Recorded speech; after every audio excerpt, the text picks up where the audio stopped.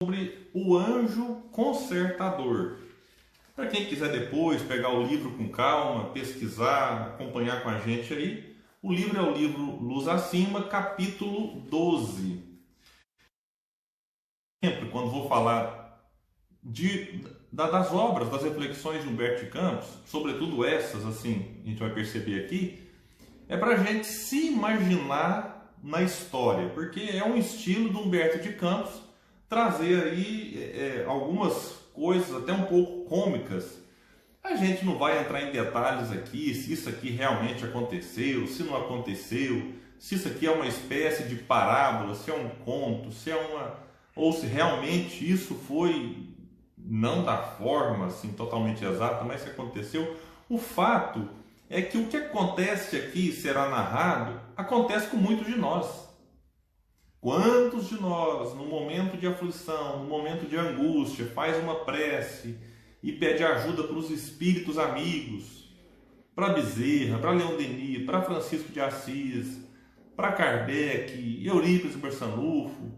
Enfim, a questão é essa, que aqui o anjo consertador é um espírito que foi, de certa forma, conclamado assim, por alguém. A gente vai ler aqui alguns trechos, não vou ler tudo, até para não ficar muito cansativa a live, mas é alguém então que foi chamado para auxiliar, para socorrer.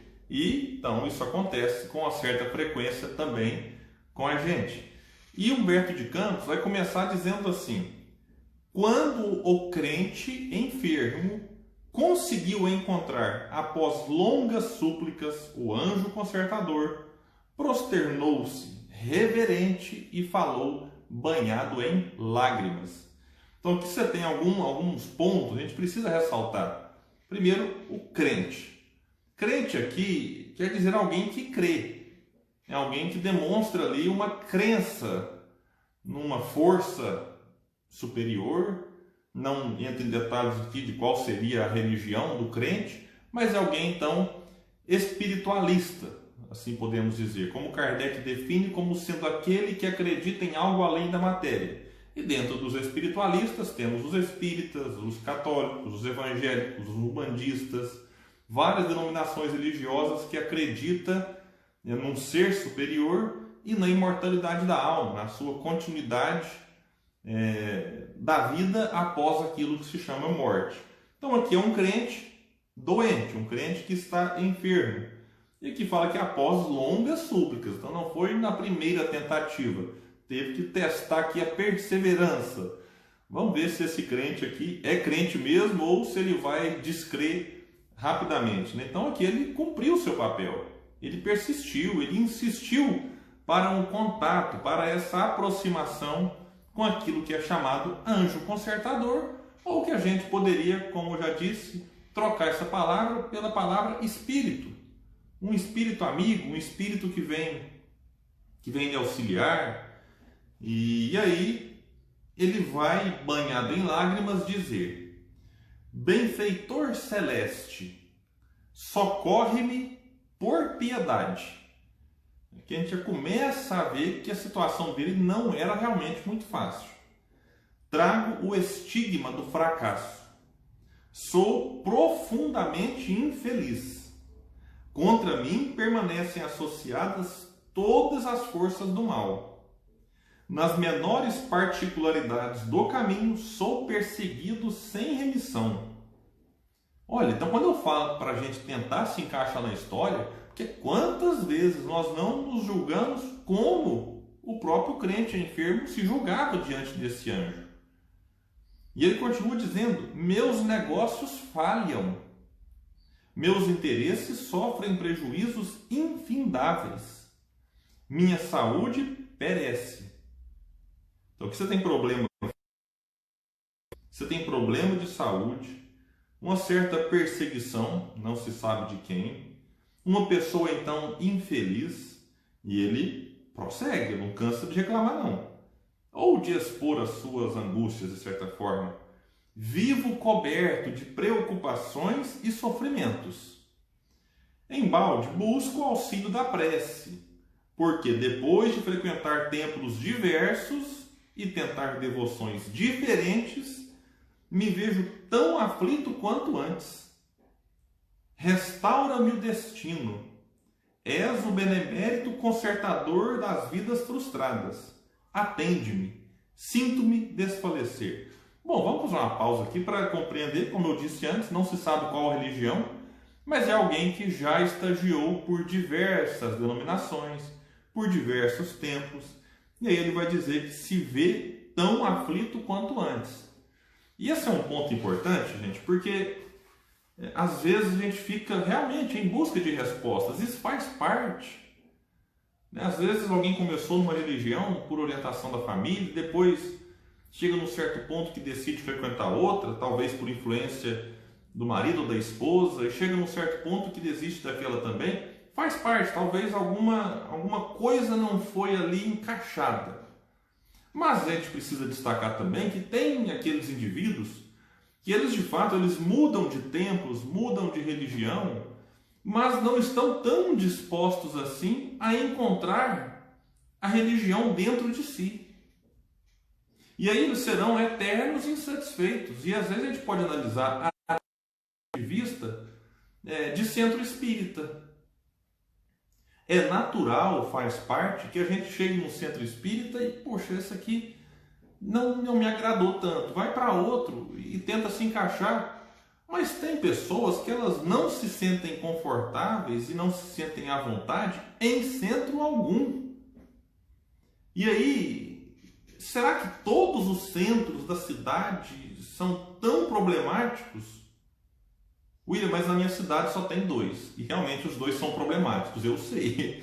Eu conheço algumas cidades que já me falaram isso. Falaram, William, mas Uberlândia a gente tem, de certa forma, um privilégio. Eu falo de uma cidade, eu sou aqui de Uberlândia, Minas Gerais, que temos mais de 110 centros espíritas. Então nós somos, desse ponto de vista, privilegiados. Outras cidades não. Eu conheço cidades, até vou em algumas, que tem só um centro. E tem cidade que às vezes nem centro tem, que a pessoa tem que mudar, ir para alguma cidade, depois volta. Isso faz parte. O que eu estou dizendo é só para a gente observar se realmente a gente está disposto a dar também a nossa contribuição para que a nossa presença no centro seja útil, seja proveitosa. Ou se a gente está disposto só a ficar achando problema, a criticar, a colocar defeito. Que de fato, se a gente for buscar o centro perfeito, nós não encontraremos, a gente vai desencarnar sem frequentar nenhum. Se a gente for buscar pessoas ou dirigentes perfeitos, a gente vai desistir. E eu vejo muito isso. Quando algum escândalo envolve membros de alguma religião, e a gente tem escândalos envolvendo diversas religiões, escândalo no catolicismo, ou, melhor dizendo, entre os católicos, escândalo entre os evangélicos, escândalo entre os espíritas, escândalo entre alguns que participam de um certo sincretismo que não se pode nem dizer, por exemplo, espíritas, embora sejam médiuns. E é muito comum nas redes sociais, em que a coisa fica um pouco exaltada além da conta, as pessoas confundirem a religião com o religioso. E aí tentam desqualificar a religião por conta do religioso.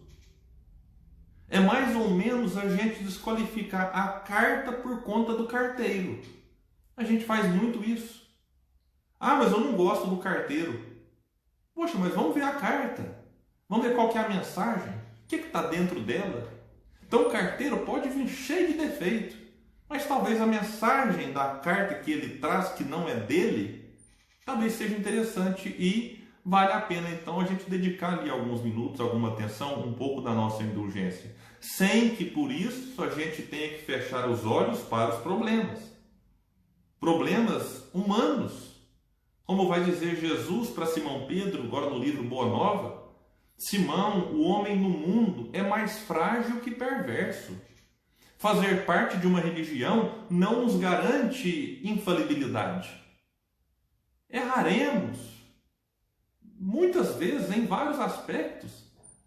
O problema é que a gente, não estou falando aqui agora do crente enfermo, eu estou trazendo para nós, que a intenção também é essa, é que a gente cria uma ideia de idolatria. E de repente, aquele ídolo de barro que nós construímos, que enquanto éramos católicos, a gente cultuava imagens de barro, imagens materiais. A gente vem para o movimento espírita e a gente fala assim, espiritismo não cultua santo, espiritismo não cultua imagem. Imagem física, porque a gente ainda tem, de certa forma, a propensão, vamos assim dizer, um certo atavismo, ou seja, uma herança que a gente traz de outras encarnações, de idolatrar médiuns, palestrantes, dirigentes. E diante dessa idolatria frustrada, quando um dirigente, um palestrante ou um médium tem alguma posição que a gente não concorda, tem algum posicionamento em alguns assuntos, que a gente fala, puxa, mas eu não acredito que o fulano tem esse posicionamento. Puxa, eu não acredito que o fulano vai fazer isso. Aí a gente mistura o comportamento dele com a religião e às vezes fala, eu cansei do espiritismo. Tá, a gente pode até cansar, eu entendo. Respeito profundamente quem fala, cansei do movimento espírita. Porque eu não sei qual foi a experiência, talvez o trauma foi muito maior do que eu consigo imaginar. Então, gente, eu tenho dificuldade, tem hora, de me imaginar não sendo espírita. Que como é que eu vou passar a desacreditar da reencarnação? Como é que eu vou desacreditar da mediunidade? Agora não creio mais em Deus. Não creio mais que a vida continua. Não creio mais que existe vida em outros mundos. E não estou mais disposto a ser melhor do que eu era. É complicado, então, o movimento feito pelo indivíduo aqui do capítulo, dá para a gente compreender essa busca, esse anseio por um templo que lhe agrade mais. Só que a gente precisa fazer um movimento para dentro e analisar como é que está o nosso templo íntimo. Esse é um ponto importante. Que se o nosso templo íntimo estiver totalmente desajustado, por mais que eu frequente um local, um templo católico, espírita, evangélico, a gente vai sempre se sentir mal lá dentro. Porque na verdade a gente está mal por dentro. E aí o ambiente exterior vai apenas ser ali um elemento extra. Mas se a gente estiver bem internamente, a gente terá maiores facilidades ou menores dificuldades para se adequar, mesmo num ambiente que não seja 100% ideal do nosso ponto de vista. Eu não estou nem dizendo que ele esteja correto ou errado, porque o nosso ponto de vista também pode estar errado, né? Bom, vamos lá então. E hoje, só fazendo aqui um complemento dessa reflexão, a maravilha da rede social é isso, porque ela nos possibilita, para aquelas cidades que não têm centro espírita, como é a realidade de muitas fora do Brasil, ou para aquelas pessoas que realmente elas não encontraram assim aconchego em algum local para frequentar, hoje elas podem, através das redes sociais, é claro que não terão aqui a oportunidade da confraternização, que é algo que a rede social não consegue substituir. Mas ela tem a possibilidade, pelo menos, de acompanhar lives, de fazer perguntas, de interagir com o palestrante à distância. Então hoje a internet ela acaba facilitando um pouco neste aspecto. E aí um ponto interessante é que o crente enfermo ele já é capaz, porque é algo que nem todos conseguimos, de reconhecer valores em outras pessoas. Que no começo ele falou, benfeitor celeste. Não sei se só da boca para fora ou se realmente era algo sincero. Não vou julgá-lo. E aqui no final ele fala, és o benemérito consertador das vidas frustradas. Atende-me. Esse movimento já é um movimento importante, que é o de reconhecer que precisa de ajuda.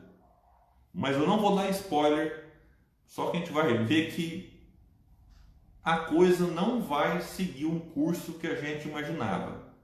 E quando você vê alguém trazendo esse quadro de dificuldades, doença, problema financeiro, perseguição, tristeza, infelicidade, a gente logo pensa, nossa, agora ele vai dar a volta por cima. Mas eu vou parar porque eu já estou começando a dar um pequeno spoiler.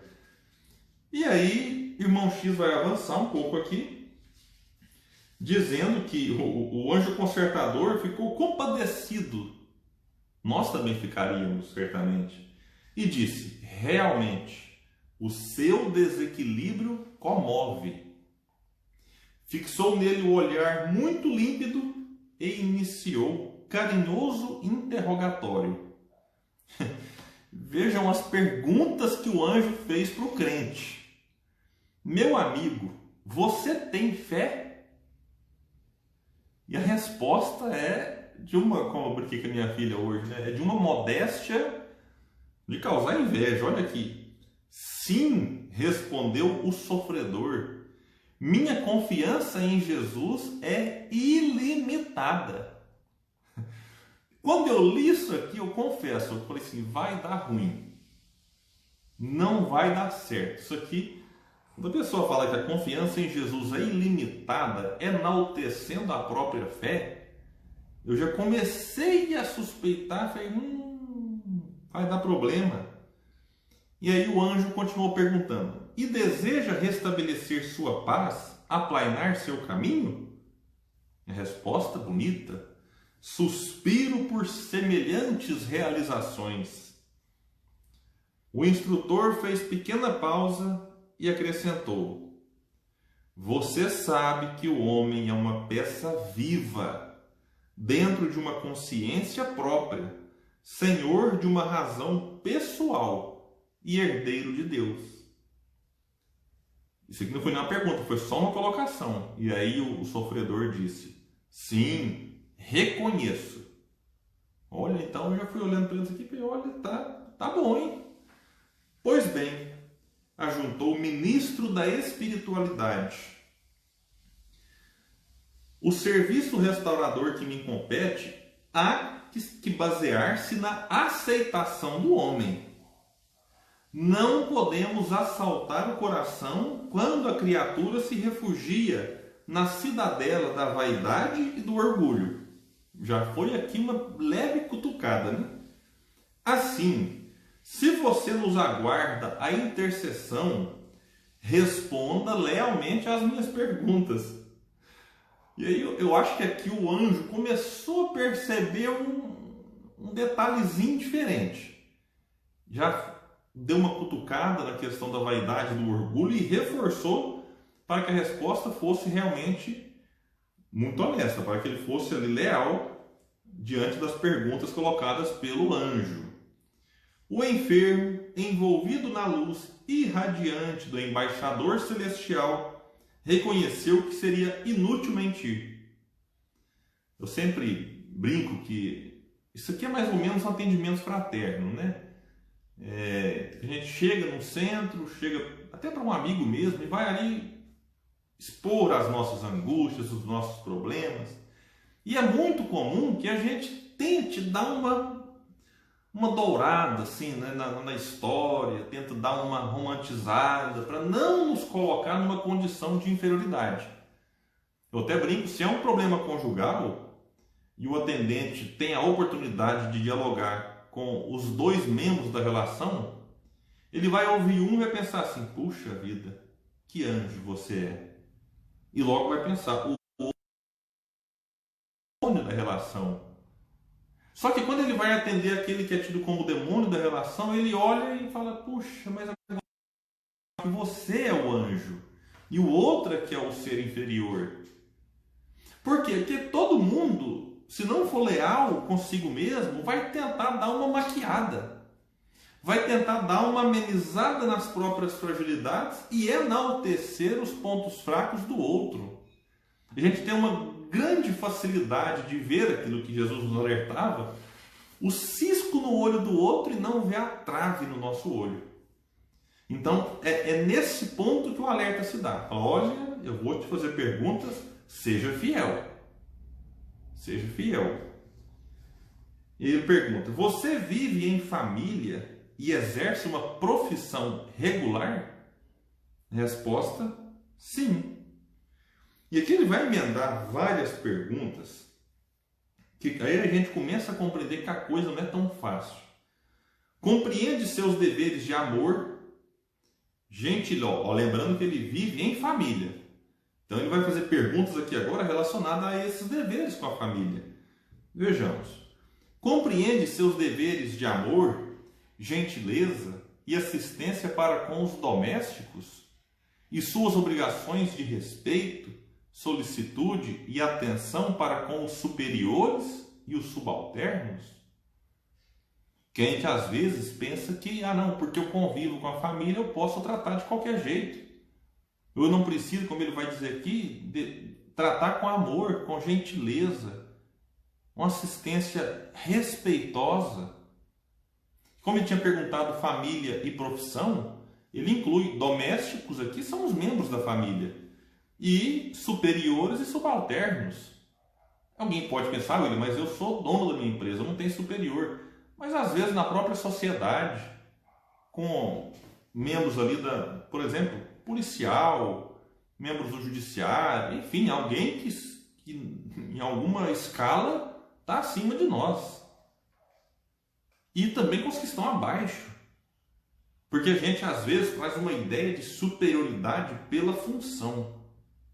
Opa, aqui eu mando e sou respeitado, como vai dizer no Evangelho segundo o Espiritismo, quando a gente acha que é respeitado pelo autoritarismo. No Evangelho os Espíritos complementam, né? Que a gente fala, aqui eu mando e sou respeitado. E os Espíritos dão uma cutucada dizendo assim, e sou também odiado, né? Porque às vezes é um respeito baseado no ódio. Porque não é um respeito adquirido pela autoridade respeitosa, mas pelo autoritarismo desrespeitoso. E aí é um respeito que tem um preço muito caro. Então isso aqui não é legal. Diz aqui então o anjo, vivendo em comunidade. Então, que foi a primeira pergunta. Será que ele se comporta dessa forma?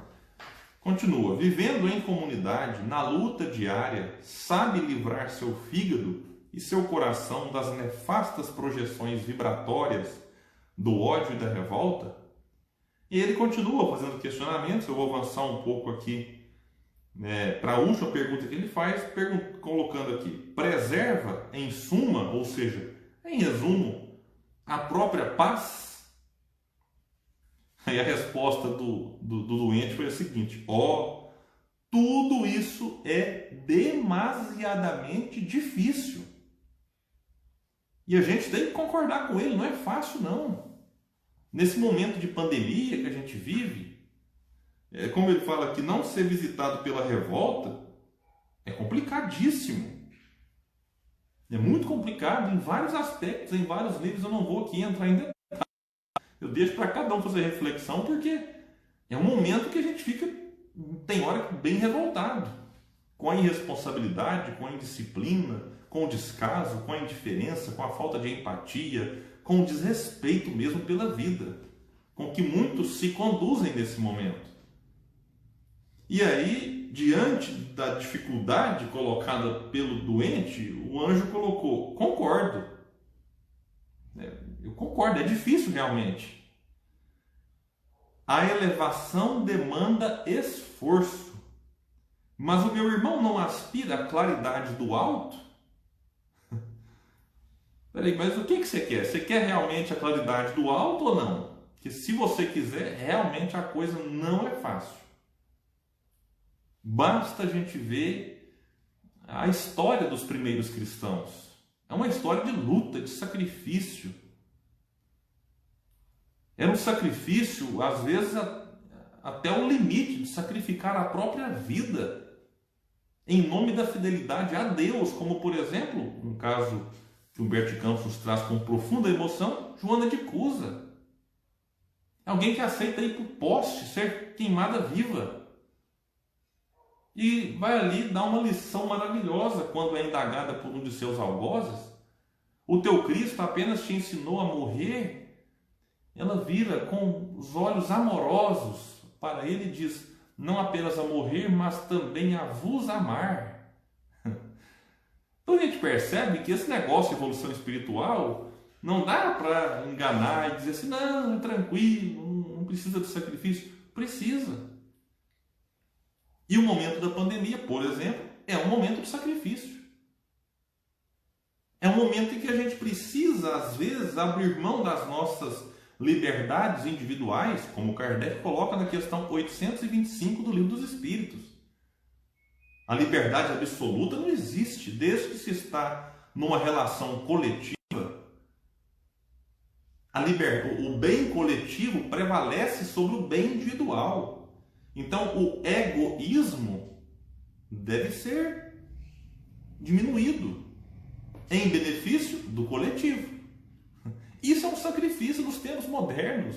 Hoje não existe mais fogueira, não existe mais crucificação.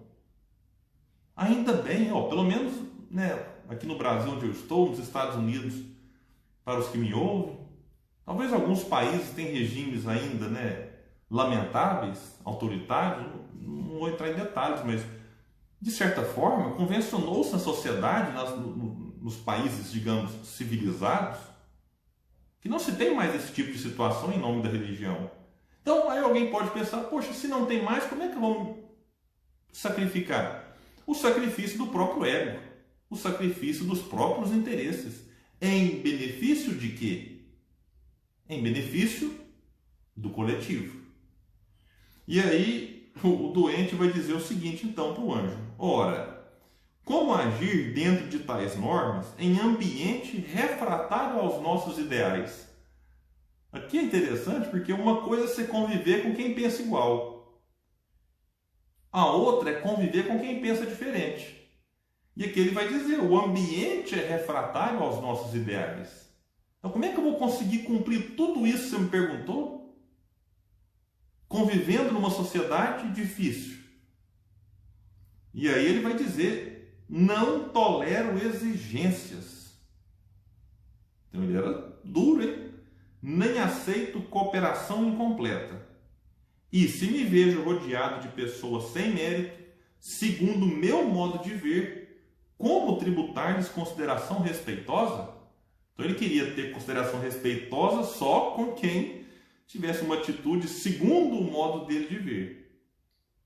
E ele vai complementar, não compreendo a justiça inoperante.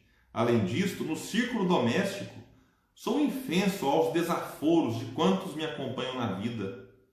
Dou-me com muito mais harmonia com estranhos. Meus parentes fazem questão de hostilidade permanente. Olha aqui como ele é duro na queda. Meus parentes fazem questão de hostilidade permanente e não cedam 1 centímetro em meu ponto de vista. É daquele que abraça uma ideia e fala, essa que eu não largo. E na vida, digamos, doméstica, é necessário ceder em vários pontos. Poxa, agora eu estou errado, agora você está certo. E assim vai. Porque se só um quer ter razão, isso vai acabar trazendo instabilidade para a própria relação. Se preferem a guerra aberta, se fazer, se não aceitá-la. Olha, era alguém disposto à guerra aberta, dentro do próprio ambiente doméstico ou ali na própria sociedade. E aí ele vai... Aí o mensageiro esboçou um sorriso discreto e continuou. E aqui eu não vou entrar em mais detalhes, porque ele vai trazer muitas e muitas perguntas. E aí o implorante passou do desapontamento. Aliás, eu vou ler só a última pergunta desse próximo parágrafo, que ele diz assim: respeita os outros de modo a ser respeitado pelo maior número de pessoas? É aquela questão do respeito recíproco. Porque às vezes a pessoa não respeita e quer ser respeitada. Então essa aqui é a última pergunta que ele deixa, né? E aí o implorante, ou seja, o doente, passou do desapontamento à revolta e objetou: afinal, estou muito distante de tal perfeição. Mais uma vez eu vou trazer o que eu falei lá no começo. Qual de nós nunca teve esse tipo de pensamento, esse tipo de reação diante das nossas falhas, dos nossos fracassos? A gente olha às vezes para um Chico Xavier, olha para um Francisco de Assis, por exemplo, homenageado aqui por este grupo, e fala: puxa vida, estou muito distante. Gente, e estamos mesmo. Verdade tem que ser dita. Estamos muito distantes dessas figuras que nós, desses Chicos, né? Chico Xavier, o Chico de Assis. Eu tenho outro Chico que eu admiro muito, que é o Papa Francisco, que é realmente uma figura que me cativa, que me enche de esperança porque quando ele fala para mais de 1 bilhão de pessoas católicas, que normalmente o respeitam, o reverenciam, em que a sua fala, a fala de todo mundo tem um certo poder. Todos nós, de certa forma, exercemos uma influência, por menor que seja, em alguém. Por isso que essas figuras públicas, quando falam alguma coisa, é muito comum com que aqueles que o admiram tenham um comportamento semelhante. Ou se não conseguem ter um comportamento totalmente semelhante, já começam a desconstruir alguns paradigmas. Ou isso pode acontecer para pior. Quando a gente tem alguma liderança que simplesmente inspira para o mal. Basta lembrar, por exemplo, no episódio lamentável da nossa história, a figura de Adolf Hitler. Não dá para desconsiderar as qualidades de oratória de Hitler, a liderança que ele exerceu para o mal. Então, quando eu vejo o Papa Francisco falando com tamanho respeito sobre diversos temas, isso me anima, isso me traz esperança, porque eu sei que ele é admirado por 1 bilhão e pouco mais de católicos, não sei que a conta é exata agora, mas ele está cativando inclusive não católicos, então isso é muito bom. E o mundo precisa de mais amor, de mais paz, de mais tolerância, de mais respeito, de mais empatia, de menos indiferença, qualidades todas que eu vejo aqui então, nesses 3 Chicos que eu citei aqui. E aí ele vai dizer então, afinal estou muito distante tal perfeição, impossível ser anjo entre espíritos satânicos. Olha, ele considera agora aqueles que convivem com ele como espíritos satânicos. Se eu me mostrar simpático com os infortunados, talvez me devorem. Em geral, os sofredores são mais preguiçosos que propriamente infelizes. Não sei aturar gente má, e acredito que a justiça não existe senão para essa espécie de criaturas. Se me não defender contra os vizinhos, acabarão por esmagar-me. Olha, então, diante da revolta, ele realmente mostra aquilo que ele tinha dentro de si. Revolta, incompreensão, orgulho, porque ele era o certo e os outros que estavam na condição de errados, de equivocados. E aí fitou no interlocutor divino os olhos enfadados e rematou: justamente por viver enfermo e desalentado é que venho rogar-lhe o auxílio. E aí o anjo, sem compreender, fala: puxa, mas diz então, que pretende então? Explique-se. E aí o doente falou: não és anjo sublime, o administrador da restauração? Quero o reajustamento da vida, um milagre do socorro celestial. Ou seja, ele queria um milagre, um passe de mágica, um milagre considerado algo sobrenatural, algo não explicado pelas leis da natureza. Ele queria isso, algo que transcendesse as leis da natureza, uma modificação repentina, como muitos de nós esperamos quando ingressamos numa religião, num centro espírita, numa igreja. A gente às vezes vai, frequenta um ambiente e fala: puxa, eu venho aqui há 2 meses e eu continuo com um problema na vida. Mas será que 2 meses de reajustamento íntimo? Eu estou supondo que em 2 meses nós já tenhamos modificado todos os nossos comportamentos equivocados. Será que 2 meses de comportamento reto serão suficientes para nos aliviar de todo o sofrimento, que às vezes nada mais são do que consequências daquilo que nós fizemos ao longo de várias encarnações?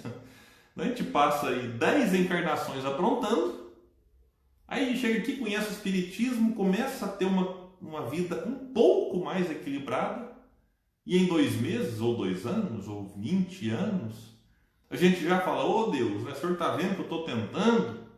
Aí se ele pudesse responder, eu falaria assim: eu estou vendo, mas e as outras 10 encarnações?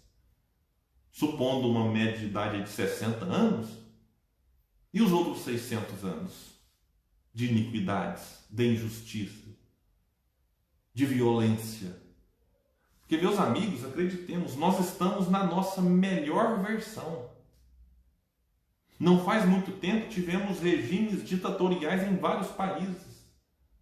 Não faz muito tempo nós tivemos escravidão em vários países.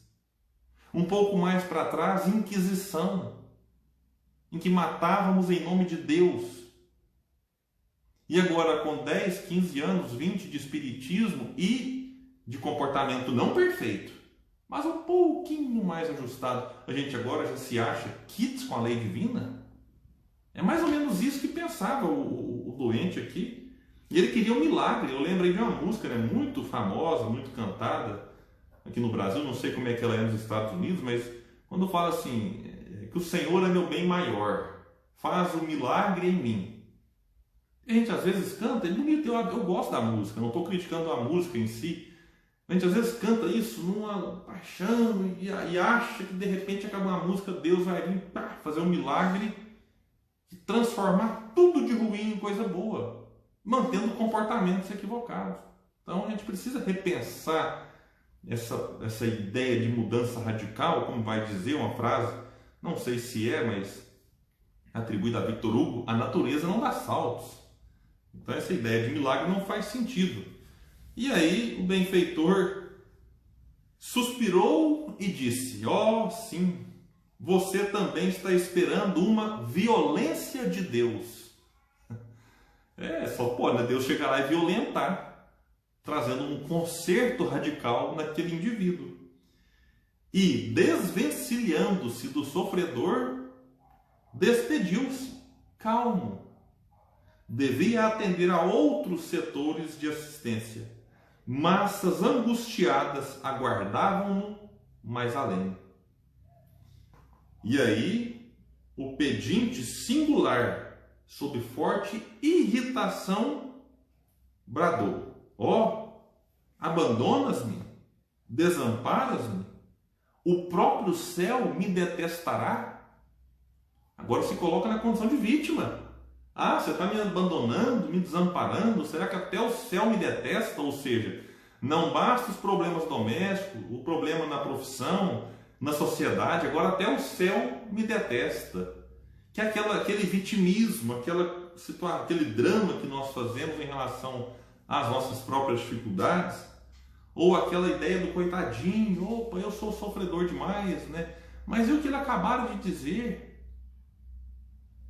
Ele havia demonstrado as próprias fragilidades que dificultavam o auxílio do anjo, e agora volta e se coloca na condição de vítima.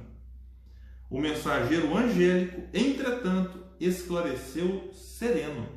Essa fala do anjo, ela é memorável. Você ainda não foi desconcertado a ponto de merecer conserto. Antes de nossa intervenção em sua estrada, o sofrimento terá grandes quefazeres ao pé de seu roteiro. Aqui eu acho interessante que ele fala: olha, você está numa estrada, mas antes que seja consertado, você terá que ser desconcertado. E nessa estrada ele fala: olha, o sofrimento vai ter muito o que fazer ao pé do seu roteiro. De certa forma, a estrada é a vida, e que nós trilhamos um roteiro, e que em algum momento nós teremos que enfrentar o sofrimento como forma de desconcertar algo em nós, para que aí sim a gente tenha condições de ser consertado. Isso é forte. Ele vai finalizar o capítulo dizendo: e acenando para ele com a destra fraterna, concluiu: noutro século encontrar-nos-emos outra vez. Isso aqui é interessante, e eu finalizo então o capítulo, já caminhando para o encerramento da nossa live, dizendo que aqui ele deixa nesse final claríssimo aqui a necessidade, nesse caso, da dor. A dor que virá desconstruir algo. Pode pensar assim, mas como assim, William, algo, desconstruir?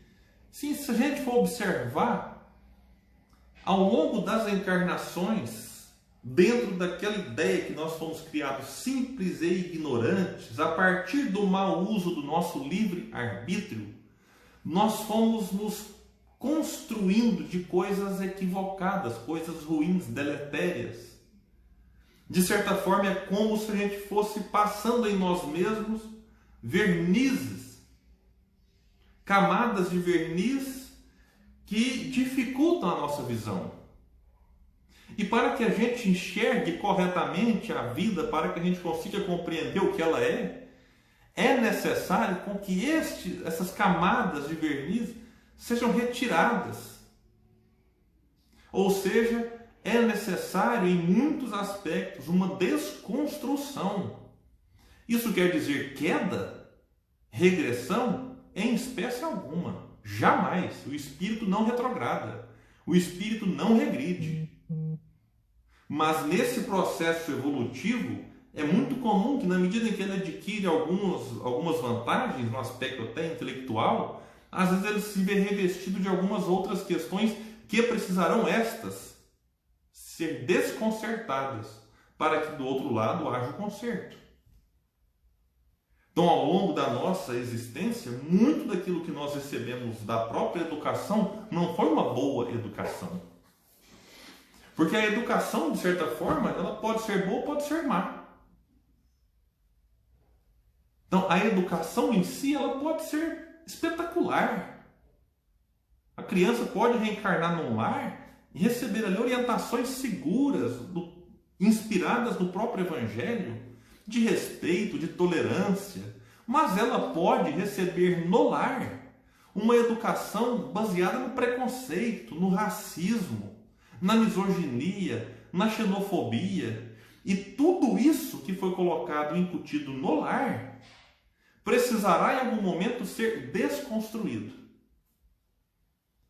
através da educação. Não é através da violência, da educação. E alguém pode pensar, William, mas e por que ele está falando de sofrimento? É porque sim, meus amigos. O sofrimento educa. A dor é educativa. Na verdade, o único propósito da dor é a educação. Não é a punição. A punição é muito utilizado esse termo, até nos livros espíritas. Mas a educação, a punição não é o fim. O fim não é punitivo, o fim é a educação.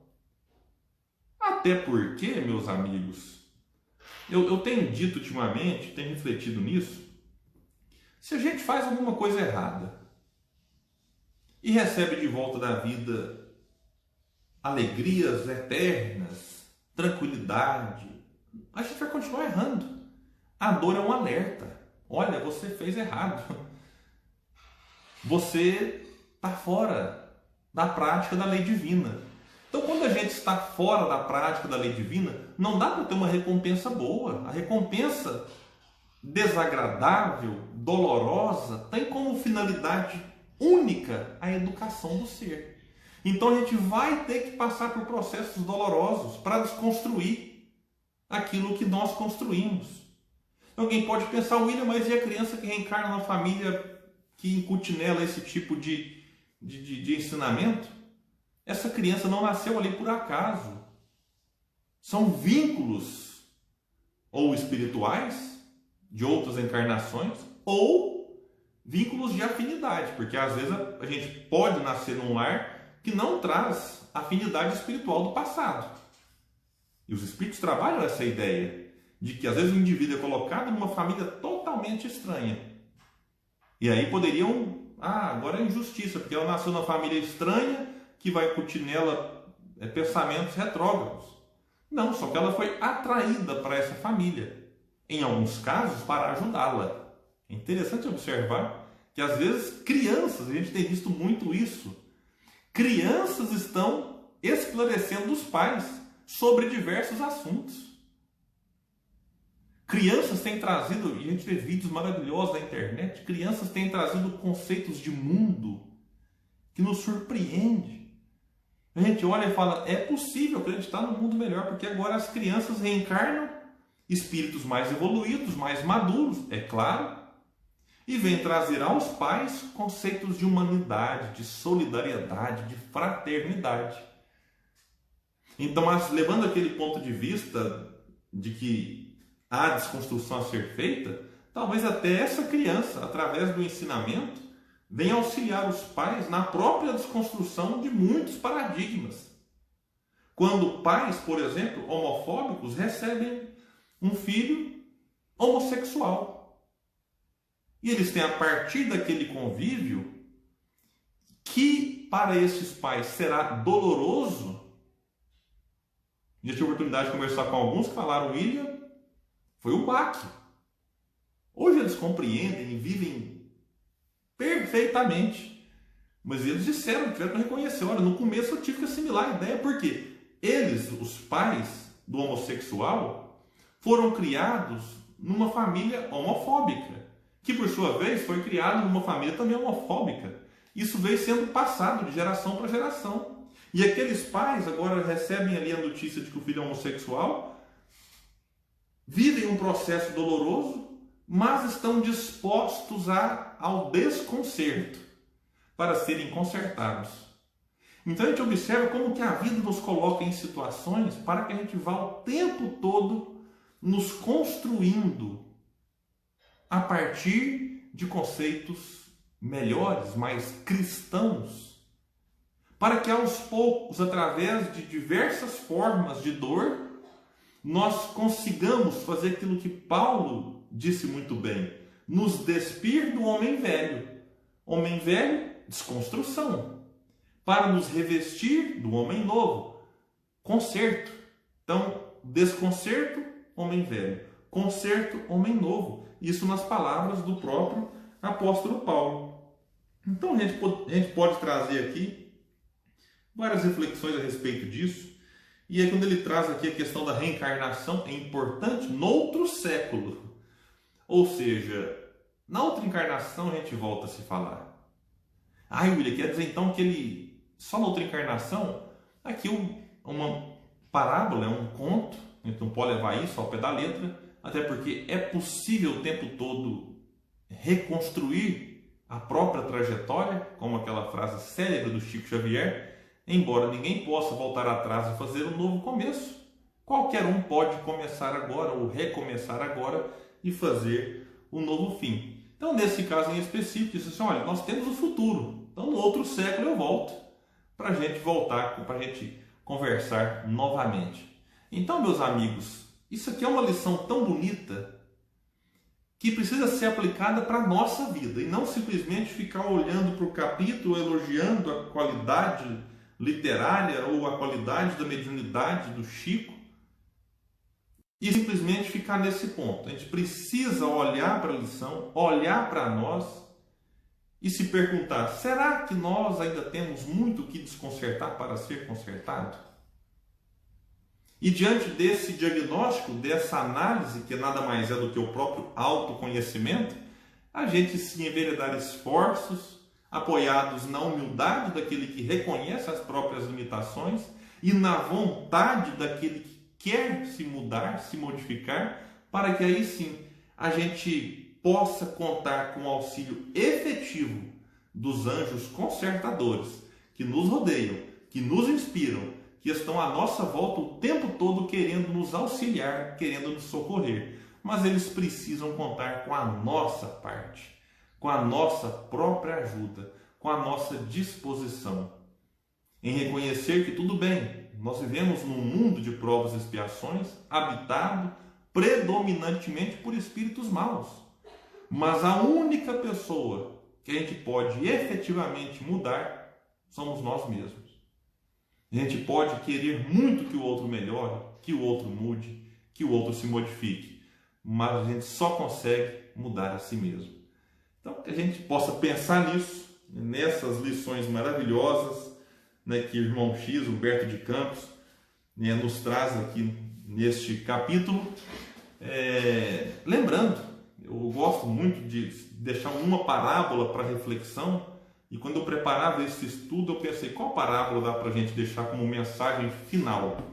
E nada melhor, na minha opinião, no meu ponto de vista, do que a parábola do filho pródigo, que é alguém que faz um movimento desequilibrado, mas que enfrenta um processo de dor extremamente difícil, ou seja, ele se desconstrói ali, querendo comer a comida que era dada aos porcos. Naquele momento ele desconstrói o próprio orgulho e faz o caminho de volta. E se depara com o pai em festa. Aquele pai da parábola simbolicamente é Deus. Deus que se alegra. Deus que festeja ali a volta daquele que estava perdido. E ao mesmo tempo observamos na parábola aquele outro filho que ficou junto do pai, mas que agora fica com ciúme, fica revoltado por conta da redenção de alguém que estava morto, de certa forma, e reviveu. Estava perdido e foi encontrado. Então, a gente observa a dualidade. Um faz um movimento rebelde, mas se arrepende, cai em si, se desconcerta para buscar o conserto no colo de Deus, no colo do Pai. Enquanto isso, aquele irmão que estava ali perto precisa ainda ser desconcertado. Meus amigos, é isso que a gente tinha. Eu agradeço mais uma vez ao convite, agradeço a oportunidade, que Jesus possa nos inspirar sempre, que a gente possa contar com o auxílio desta obra e de várias outras, sempre com a proposta de melhoramento íntimo, de melhoramento pessoal. E desta forma a gente vai estar colaborando muito para que o mundo se transforme.